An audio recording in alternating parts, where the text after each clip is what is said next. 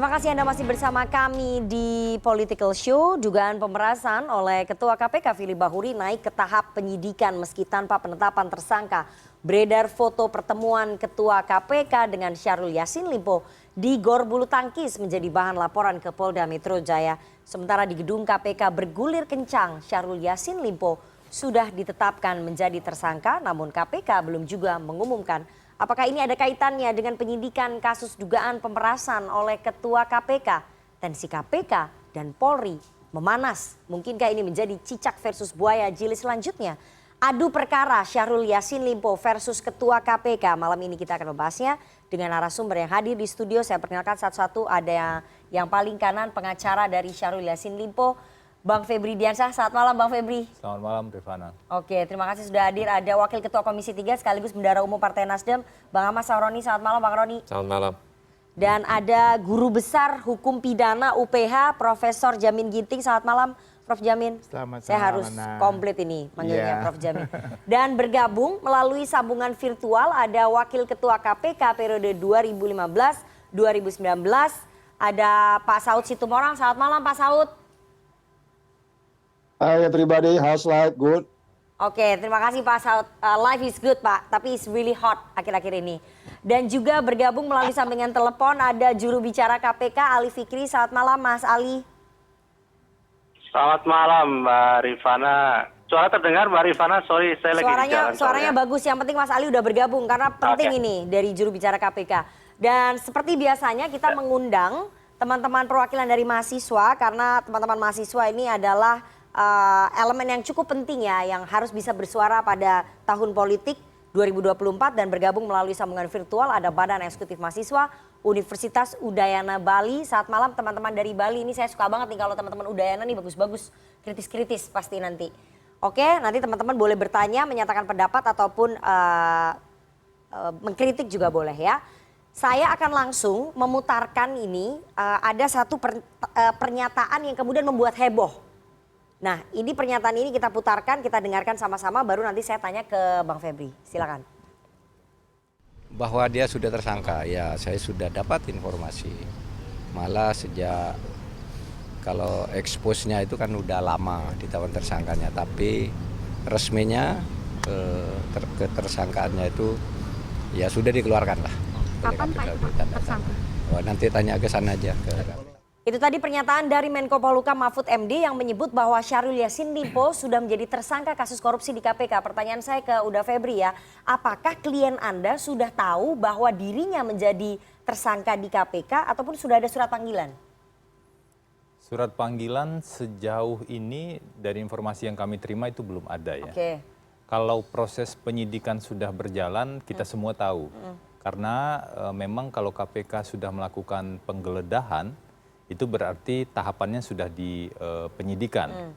Apakah persisnya bagaimana status hukum setiap orang? Menurut saya yang paling tepat mengumumkan secara resmi hal tersebut adalah lembaga yang menangani. Kalau itu ditangani oleh KPK, maka KPK lah yang paling tepat. Kalau ditangani polisi, polisi yang paling tepat. Dan juga kejaksaan. Ini yang saya pikir perlu clear informasinya, agar kemudian tidak simpang siur seperti itu. Ini bisa menebak A, ini bisa menebak C, ini bisa menebak B, dan lain-lain. Jadi memang menurut hemat saya itu yang paling tepat mengumumkan adalah teman-teman di KPK. Oke, Bang Febri, tapi dari KPK berarti belum memberitahu secara resmi soal status klien Anda ya menjadi tersangka, karena tadi belum ada surat panggilan. Kalau surat panggilan di penyelidikan dulu sudah pernah. Oke, tapi untuk yang SPDP ini? Kalau surat panggilan di penyidikan untuk Pak Syahrul Yassin Limpo belum ada sampai sekarang. Kalau beberapa proses perkembangan pendampingan hukum tentu saya pikir belum bisa disampaikan secara rinci ya yang di tahap penyidikan. Yang pasti ketika kami beberapa hari yang lalu ke kantor DPP Nasdem, waktu Pak Syahrul baru pulang dari luar negeri, beliau meminta agar kami tetap mendampingi dalam proses penyidikan itu. Nah, sehingga kami setelah menjadi kuasa hukum di penyelidikan, ada jeda sedikit, nah kemudian menjadi kuasa hukum di tahap penyidikan. Itu yang sedang kami elaborasi, kami pelajari lebih lanjut. Oke. Tentu saja fungsi-fungsi advokat yang kami jalankan ini tetap dilakukan dalam konteks yang pasti ya, profesional dan sesuai dengan etika. Dan yang kedua yang juga paling penting adalah agar proses hukum nanti bisa berjalan berimbang. Ada kewenangan di satu sisi penegak hukum, ada kewenangan di sisi lain, dan tugas advokat yang juga sebagai penegak hukum menurut Undang-Undang Advokat. Oke, kalau memang belum ada pemberitahuan resmi ya dari KPK tentang status dari Syahrul Yassin Limpo menjadi tersangka, tapi apakah pernyataan dari Menko Polhukam Mahfud MD bahwa klien Anda sudah menjadi tersangka itulah yang kemudian memicu Pak SYL untuk mengundurkan diri dari posisinya sebagai Menteri Pertanian? Pak Syahrul pasti punya pertimbangan tersendiri ya kalau kemudian mengundurkan diri. Dan kalau kita lihat ke belakang, ini jadi salah satu kritik terhadap semacam mungkin ada dalam tanda kutip ya, budaya yang tidak cukup baik atau dikritik oleh banyak pihak ketika pejabat-pejabat tetap saja menjalankan jabatannya ketika diproses secara hukum, ketika ada tuduhan secara hukum, ada sangkaan secara hukum. Nah, Pak Syahrul namanya sudah disebut di mana-mana, tetapi kemudian ia memilih, pada saat itu pas ketemu saya dibilang, saya akan bertemu Presiden besok, mengajukan surat secara resmi juga tentu saja, dan akan mengundurkan diri agar semuanya bisa saya hadapi sesuai dengan proses hukum yang berlaku. Sekali lagi Rifana, terkait dengan status, meskipun mungkin kami mengetahui informasi yang berkembang tersebut, tapi kami menjaga tidak tepat itu kami yang menyampaikan, lebih baik Komisi Pemberantasan Korupsi yang menyampaikan. Oke, kalau dari pengacara ini tidak tepat kalau misalnya menyampaikan adalah dari pihak Syahrul Yassin Limpo, tapi beredar sudah di kalangan wartawan. Kami menerima SPDP, ini ada 2 SPDP, surat perintah dimulainya penyidikan tentang TPPU, tindak pidana pencucian uang dan juga gratifikasi. Kita bisa tunjukkan nggak SPDP-nya? Ini ada 2 lembar. Kita bisa tunjukkan di layar?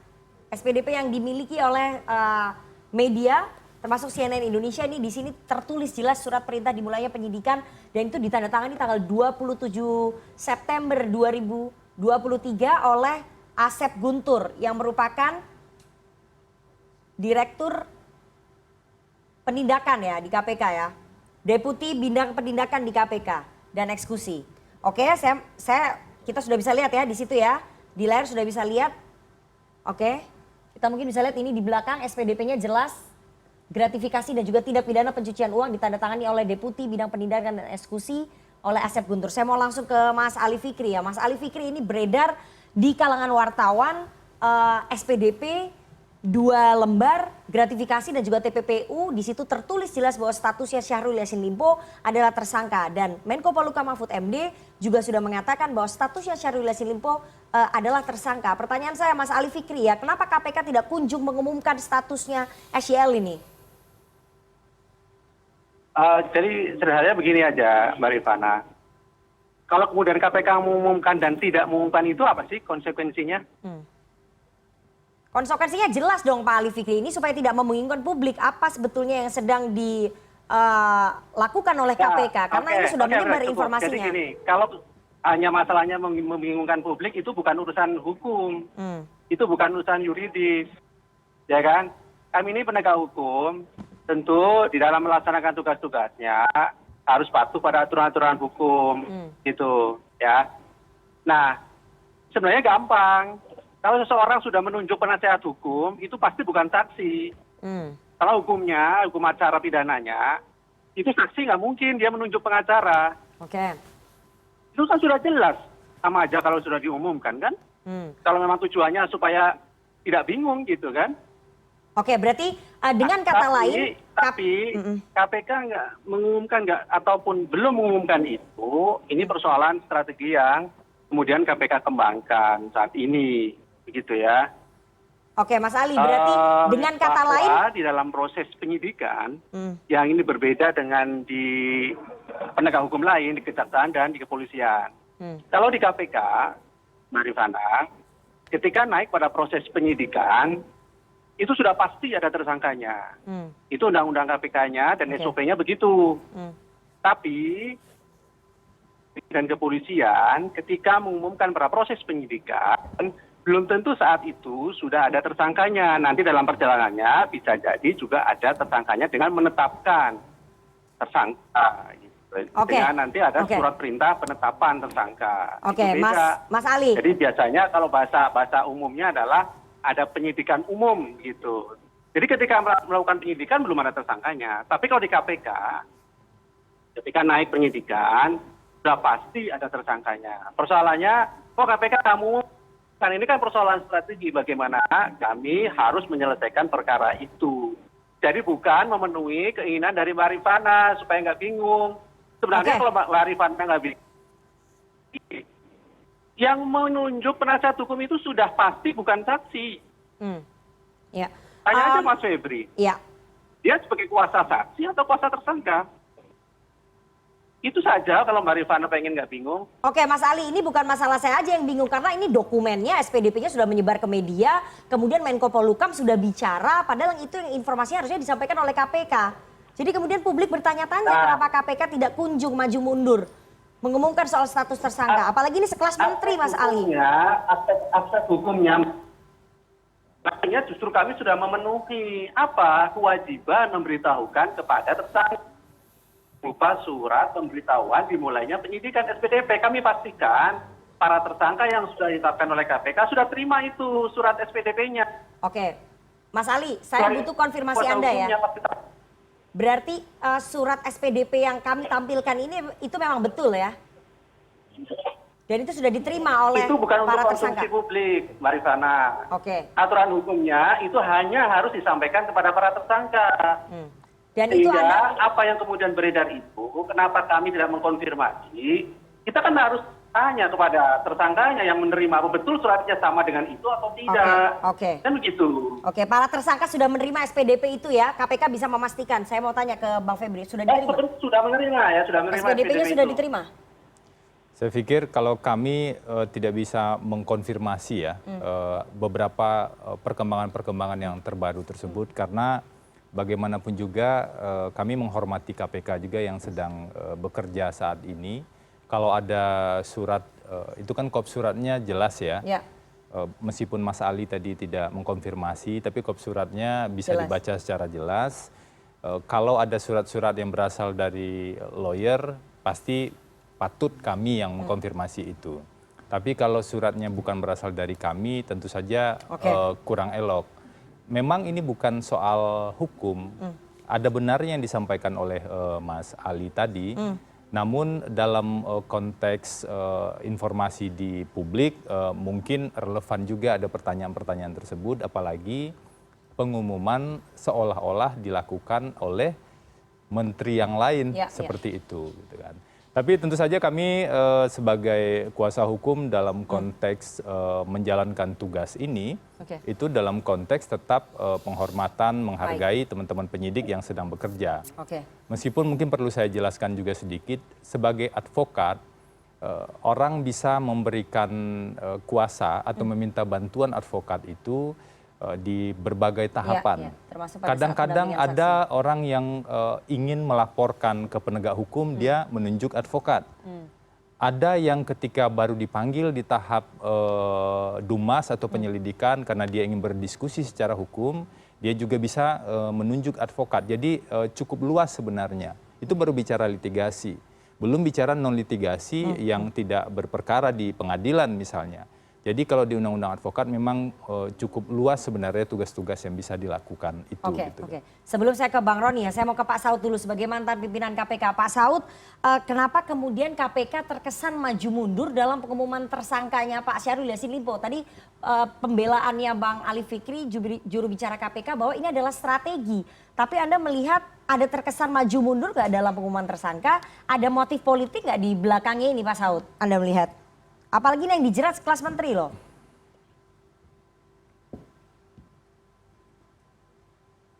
Masih di mute Pak Saud.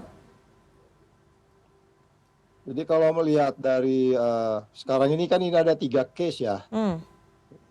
Case pertama menyangkut mantan menteri Pak YSL, SYL. Terus menyangkut SYL, YSL atau SYL. Jadi yang kedua kasus menyangkut ketua KPK ya. Yang ketua KPK kita bicaranya nanti nih soal SYL dulu nih. Enggak, maksud saya supaya ini kita lihat di 3 case itu yang menyangkut SYL, yang menyangkut ketua KPK, atau yang ketua KPK kan ada 2 case pemerasan atau pasal 36 dengan 65 yang dia dengan foto itu kan yang disebutnya sudah ada penyidikan gitu ya di Polda. Maksud saya 3 case ini menunjukkan di level Polda kelihatan lebih clear gitu loh. Kan kemarin mereka udah udah bicara mengenai yang difoto itu sudah masuk ke penyidikan gitu. Soal mereka nggak ungkap siapa ininya, ya itu urusan strategi yang berbeda. Tapi memang biasanya kalau kita lihat dia setelah penyelidikan, ya ini kan kelihatannya penyelidikannya itu dimulai awal 2023. Kemudian Mei mereka paparan penyelidikan, mereka menyimpulkan sepakat 3 TSK. 3 TSK itu udah disebut loh itu, ya menteri dan kawan-kawan itu. Nah kemudian apa itu tidak diumumkan, menjadi kemudian muter ke sana kemari yang menurut Firly itu menurut Aldi Fikri tadi itu adalah strategi, bisa jadi gitu ya.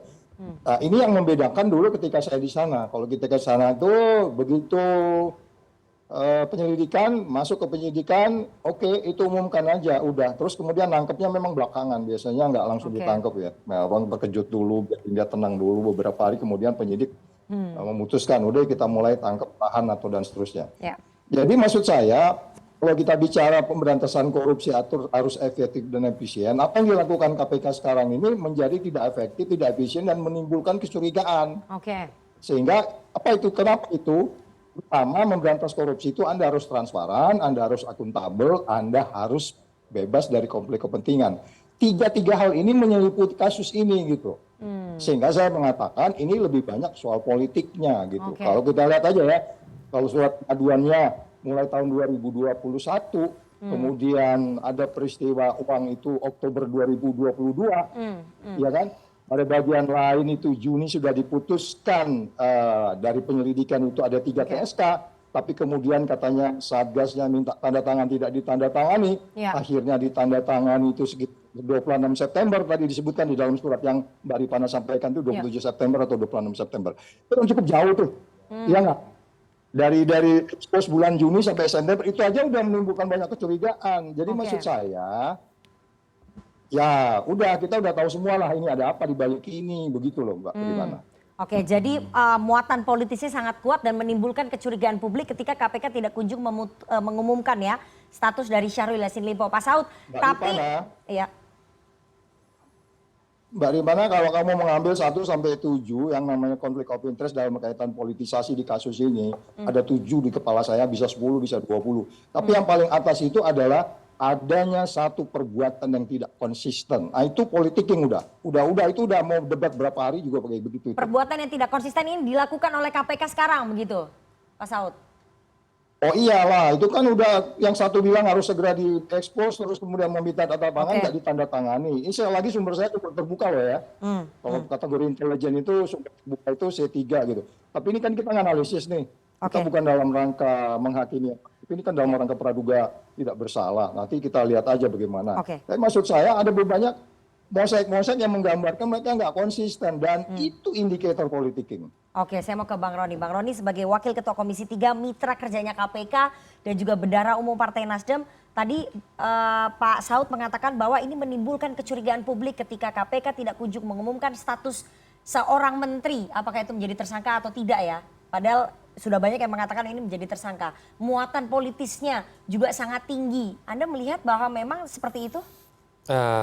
Jadi gini, kalau kita melihat apa yang telah terjadi dengan Pak SYL sendiri, pertama kita harus hormati dulu proses hukum KPK yang berjalan. Kenapa? Kita nggak bisa lagi mengatakan itu bagian politisasi lah, politiking lah. Tapi dalam nuansa yang sekarang terjadi adalah menjelang pemilu tinggal beberapa bulan, ini kan dikaitkan dengan adanya politisasi pada pihak-pihak yang nggak suka dengan partai politik apapun. Tapi ini langkah di mana proses yang sudah berjalan ini mungkin Pak SEL juga mundur karena faktor pengen sesuatu untuk mencari keadilan. Yang dilakukan mungkin sekarang dugaan tentang apa yang disampaikan oleh ke polisi. Nah, di sisi lain ada efek yang memang terdapat di kita, di Nasdem sendiri, tapi itu tidak masalah. Tapi yang kalau dibilang politisasi, politiking, kan itu rangkaian yang kita nggak bisa sebutkan karena fakta hukumnya ada. Ya, bahwa ada tindak pidana korupsinya. Bahwa ada tindak pidana korupsi. Tidak bisa dipungkiri. Tapi kalau yang terkait mungkin Pak Menko menyampaikan ada informasi yang mungkin aturan nggak? Yang mungkin juga Pak Menko mendorong untuk melakukan satu informasi yang akhirnya untuk segera diumumkan. Kalau ngomong salah, ya pasti salah karena Pak Menko adalah bukan tupoksinya untuk menyampaikan hal-hal terkait Ini Pak Mahfud MD ya? Pak Mahfud MD. Nah, harusnya yang tadi Bang Febri bilang, harusnya institusi yang bersangkutan lah yang menyampaikan apa yang harus disampaikan kepada publik. Nah, ini kan beredar, tadi surat beredar, informasi tentang sprindik beredar. Tapi KPK sampai hari ini belum menyampaikan secara resmi apa yang harus disampaikan secara terbuka. Inilah yang menjadi pertanyaan publik. Ini sebenarnya masalah apa tidak? Kalau tentang terkait penggeledahan, itu adalah mekanisme yang Bang Febri tadi juga sampaikan. Langkah daripada penyidikan sudah berjalan. Tapi Bang Ali Fikri tadi juga menyatakan ada skenario. Itu nggak salah juga karena mungkin skenario yang dilakukan agar ini pada saat diumumkan semua sudah dalam koridor yang tepat untuk tidak lagi 2 kali pengumuman. Kalau memang itu menjadi strateginya KPK, tapi di sisi lain ini udah bocor kemana-mana, bahkan bocornya bukan bocor halus lagi, ini udah bocor sebocor-bocornya karena yang menyampaikan sendiri adalah Menko Polhukam Pak Mahfud MD. Anda nggak melihat ini bahwa sesuatu yang janggal ya Bang Roni? Kalau ngomong janggal kan itu beredar, mestinya kan KPK harus mengambil langkah. Apa yang dilakukan? Kenapa mesti bocor? Dari pihak internal, apakah ini internal yang melakukan untuk pembocoran data ini? Tapi kalau memang faktanya korupsi ada, itu memang tidak bisa dipungkiri. Tapi bagaimana rangkaian cerita yang dilakukan para pihak, ini kan harus dijernihkan oleh institusi KPK sendiri. Supaya keributan ini menentukan hasil dari aspek di mana hukum yang sudah ada. Akhirnya pertanyaannya, sampai mana ini akan keributan ini terjadi? Apakah kita butuh Bapak Presiden untuk menengahi ini dengan cara yang bijak atau dengan cara komunikasi macam mana? Misalnya kemarin Pak SEL diterima Bapak Presiden misalnya. Nah, ini kan langkah di mana Pak Presiden menjadi orang tua, menjadi kepala negara pemerintahan yang menerima mantan menterinya yang sudah mundur untuk menyampaikan pada hal-hal apa yang terjadi sebenarnya. Itu langkah baik Pak Presiden karena ini bentuk di mana Pak Presiden terbuka. Bukan ada politisasi berarti. Tapi dari Nasdem, dari Komisi 3 menyayangkan ya cara mengumumkan seorang menteri menjadi tersangka itu lewat pembocoran seperti ini, bukan lewat lembaga resmi. Nah, maka itu tadi ada pertanyaan dari wartawan, kapan kira-kira KPK akan dipanggil ke DPR? Saya bilang karena ini masa reses, nanti kita akan pertanyaan di masa sidang yang akan datang, tanggal 1 Oktober setelah kita masuk masa sidang. Saya mau ke Mas Ali Fikri lagi. Mas Ali Fikri sudah tersambung, nanti saya ke Prof Jamin ya. Halo Mas Ali. Ya, Mbak. Ya, Mas Ali tadi dikatakan ya, ini sangat disayangkan kemudian langkah KPK yang tidak kunjung mengumumkan statusnya mantan Menteri Pertanian Syahrul Yassin Limpo ini berpotensi menimbulkan kecurigaan publik, kemudian muatan politisnya sangat kuat sekali. Bahkan menjadi pertanyaan banyak orang, termasuk tadi mitra kerja Komisi 3. Sejak tahun 2020 semua perkara KPK diberlakukan sama. Mengumumkan para tersangkanya, identitas dari para tersangkanya, ketika penyidikan cukup, ketika kemudian dilakukan penahanan, kami umumkan secara resmi, termasuk konstruksi perkaranya, dan kami hadirkan orangnya. Nah, disitulah kami umumkan, itu semua perkara. Setiap tahun kan 120 perkara ya KPK, dan itu sejak tahun 2020 sampai hari ini, semua diperlakukan sama, tidak ada yang beda. Gitu. Termasuk di perkara di Kementerian Pertanian ini. Nanti kami segera umumkan ketika penyidikan cukup, kemudian kami lakukan penahanan, di saat itulah kami umumkan identitasnya, termasuk konstruksi dan pasal-pasalnya, Mbak Rifana. Oke ya, satu. Kemudian yang kedua, kalau bicara mengenai politisasi, ya kami menghargai pendapat siapapun karena kita bebas berpikir berpendapat di ruang publik kan begitu ya. Tapi kami juga ingin sampaikan, perlu diingat, kami memiliki cukup banyak bukti dari perkara ini. Bahkan dalam proses penggeledahan, dalam berjalannya penggeledahan juga banyak bukti-bukti yang cukup menguatkan dalam proses penyidikan ini. Banyak uang cash ditemukannya, dokumen-dokumen di tempat-tempat para tersangka sudah jelas gitu. Kalau kita bicara politisasinya di mana gitu ya, kalau kita dalam kacamata hukum gitu. Tapi lagi-lagi siapapun boleh menarasikan bahwa ini ada politis karena itulah haknya kan, gitu. Nggak bisa KPK akan melarang itu atau siapapun nggak boleh gitu. Tahan dulu. Jadi, Mas Ali. Itu yang ingin kemudian kami tegaskan di situ, gitu. Tahan dulu, bahwa Mas Ali. tuduhan politisasi itu ya pasti itu karena ini tahun-tahun menjelang politik kan, semua kerja-kerja KPK sampai hari ini ya pasti akan dikaitkan bahwa ini politis. Itu hal wajar, hal biasa. Kami sih tidak terpengaruh dengan itu. Tetap kami lurus bahwa ini adalah proses penegakan hukum. Kami lengkapi alat buktinya. Kami umumkan pada saatnya yang tepat sesuai dengan ketentuan hukum yang berlaku. Baik. Nanti saya akan bahas lebih dalam ya soal hasil penggeledahan di rumah Syahrul Yassin Limpo. Tapi saya mau tanya dulu ke Prof. Jamin. Prof. Jamin, Anda melihat penanganan perkara terhadap Syahrul Yassin Limpo ini sudah sesuai dengan KUHAP atau ada prosedur yang tampaknya dilanggar begitu? KPK nggak tunduk kepada ketentuan KUHAP kalau memang KPK sudah mengaturnya dalam Undang-Undang KPK sendiri. Ya, jadi di Undang-Undang KPK itu memang sudah jelas dikatakan dalam tahap penyelidikan itu dia sudah mengumpulkan alat bukti. Kalau sudah mengumpulkan alat bukti, maka dinaikkan ke penyidikan dan sudah ditetapkan tersangkanya.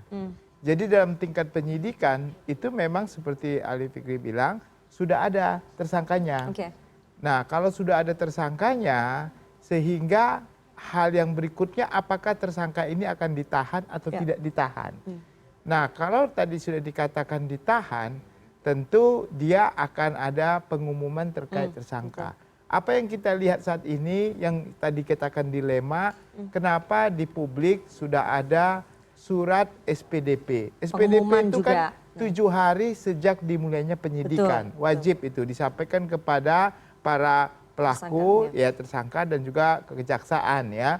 Nah tentu tadi sudah disampaikan kuasa hukum sudah pasti terima. Pertanyaannya disampaikan ke kuasa hukum atau ke tersangkanya kan begitu. Bisa saja tersangka tapi kuasa hukum juga belum terima. Tadi katanya belum terima kan gitu. Nah jadi kalau sudah jadi tersangka, tentu tinggal menunggu waktu penahanan. Nah, pertanyaan yang perlu mendasar yang kita perlu pertanyakan kepada pimpinan KPK, kenapa sudah jadi tersangka dan tidak ditahan? Meskipun belum diumumkan nih. Ya, tidak ada aturan pengumuman itu menjadi suatu syarat untuk ditahan itu nggak ada. Yang penting kalau misalnya sudah dijadikan tersangka, kan halnya pertama dikhawatirkan melarikan diri. Dikhawatirkan menghilangkan barang bukti dan dikhawatirkan mengulangi lagi perbuatannya. Itu sudah syarat yang subjektif yang bisa dilakukan. Secara objektif sudah pasti terpenuhi. Ketentuan tidak pidananya itu kan sudah di atas 5 tahun. Jadi tidak ada alasan untuk melakukan penahanan. Nah pertanyaannya semua alasan subjektif dan alat objektif untuk menahan sudah terpenuhi. Pertanyaannya kenapa tidak ditahan? Nah itu yang perlu kita tanyakan kepada pimpinan KPK. Nah setelah itu nanti bisa terjawab, kalau sudah ditahan baru pengumuman. Jangan dibolak-balik jadinya. Pengumuman diumumkan tersangka lalu tidak ditahan. Ini kan suatu pertanyaan. Harusnya ditahan, menurut Ali Fikri, ditahan dulu baru diumumkan. Nah kita pertanyaan berikutnya kenapa tidak ditahan? Nah itu yang harus kalau tadi kan dikatakan bahwa kalau semua bahannya lengkap penyidikan baru nanti akan diumumkan dan ditahan begitu. Saya kira sekali lagi ya. Prosedur di KPK itu berbeda dengan tindak pidana biasa. Kalau sudah berani dinaikkan kepada penyidikan dan menjadi tersangka, SPDP-nya itu alat buktinya sudah lengkap. Tinggal untuk penambahan-penambahannya saja. Tapi pada prinsipnya semua tindak pidana di Tipikor itu sudah dalam penyidikan sudah lengkap. Tinggal penambahan-penambahan untuk dinaikkan ke tingkat penuntutan begitu. Baik, baik. Ini belum bisa terjawab nih karena KPK masih tetap bersikuku itu adalah strategi dari penanganan kasus ini. Jadi nanti kita tunggu pengumuman resminya dan apakah kemudian ditahan karena yang kita tanyakan kenapa kemudian sudah diberikan SPDP-nya tidak kunjung ditahan dan diumumkan begitu ya Prof Jamin. Saya mau ke Bang Febri. Bang Febri karena tadi sudah dibahas juga sudah dimention oleh Mas Ali Fikri sebagai juru bicara KPK bahwa bukti yang dimiliki oleh KPK terhadap klien Anda ini sangat komplit, sangat banyak termasuk dari hasil penggeledahan. Dari hasil penggeledahan di rumah dinas ditemukan 12 senjata api dan juga uang tunai 30 miliar rupiah. Informasi yang kami dapatkan bahwa uang 30 miliar rupiah itu dibagi-bagi dan rencananya dipakai untuk pencalegan klien Anda, anak dan juga istrinya. Biaya logistik pemenangan. Jawaban Anda bagaimana? Pertama, kami tentu harus menyampaikan ya, ketika KPK melakukan penggeledahan, itu kewenangan penyidik KPK. Dan kewenangan itu harus kita hormati. Dalam penggeledahan itu KPK bisa menemukan apapun juga. Yang kemudian bisa melanjutkan pada proses penyitaan. Nah, KPK memang sudah mengumumkan secara resmi ya dalam respon di media apa saja pada pokoknya yang disita dari penggeledahan di berbagai lokasi tersebut. Kalau soal senjata yang saya baca informasinya itu kemudian diserahkan prosesnya di kepolisian seperti itu. Apakah mungkin itu bukan terkait dengan pokok perkara ini? Nah, yang diduga terkait dengan pokok perkara ini adalah uang yang disita dalam estimasi KPK kan 30 miliar begitu ya. Uang yang disita 30 miliar. Nah, uang ini sebenarnya uang apa? Tentu saja hal ini pertama kali nanti, jadi prinsip dasar di hukum acara kita itu kalau ada seseorang yang dituduh, maka dia punya hak untuk mengetahui dia dituduh melakukan apa. Misalnya kalau dituduh yang berkembangan sekarang gratifikasi, pemerasan, pencucian uang yang berkembang di pemberitaan media ya. Tentu secara spesifik itu dia punya hak untuk tahu. Kalau itu gratifikasi terkait apa dan berapa jumlahnya. Kalau itu pemerasan terkait apa dan berapa jumlahnya. Jadi dari 30 miliar itu dipakai, didapatkan dari itu yang pengumpulan pertama. di internal Kementan? Itu yang pertama.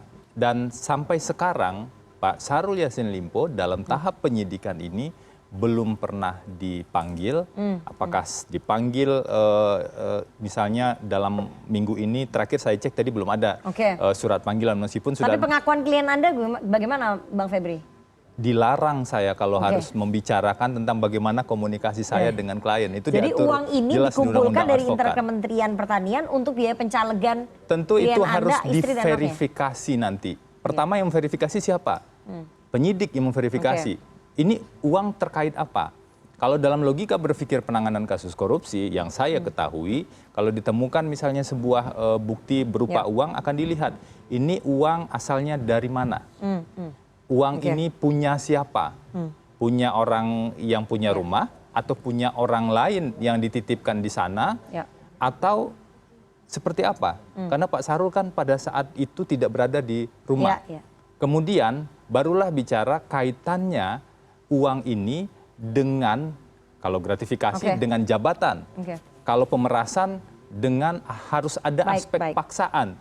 Nah, proses itu saya yakin nih teman-teman penyidik itu sedang melakukan verifikasi. Jadi alangkah lebih tepat kita tunggu proses verifikasi oleh penyidik dan ketika dilakukan pemeriksaan, kalau itu mau ditanya, kalau itu mau didalami, itu kewenangan penyidik yang kita hormati. Baik, nanti kita akan tanya ke Mas Ali Fikri sama ke Bang Roni. Bang Roni, bahwa uang 30 miliar yang ditemukan dari hasil penggeledahan di KPK itu untuk biaya kampanye ataupun biaya logistik pemenangan caleg Syahrul Yassin Limpo, istri dan juga anaknya yang maju dari partai Anda. Tapi kita harus jeda terlebih dahulu. Jangan kemana-mana, tetap bersama kami di Political Show.